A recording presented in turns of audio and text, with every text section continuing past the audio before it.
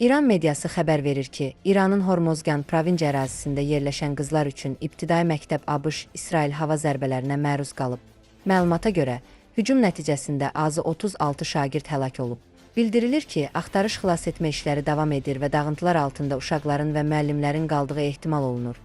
İranın Xarici İşlər Naziri Abbas Arakçi məsələ ilə bağlı açıqlamasında bildirib ki, dağıdılan bina İranın cənubunda yerləşən qızlar üçün ibtidai məktəbdir və hücum günorta saatlarında şagirdlərlə dolu olduğu vaxt həyata keçirilib. Nazir qeyd edib ki, təkcə həmin ərazidə onlarla günahsız uşaq həyatını itirib və İran xalqına qarşı törədilən bu cinayətlərin cavabsız qalmayacağını vurğulayıb.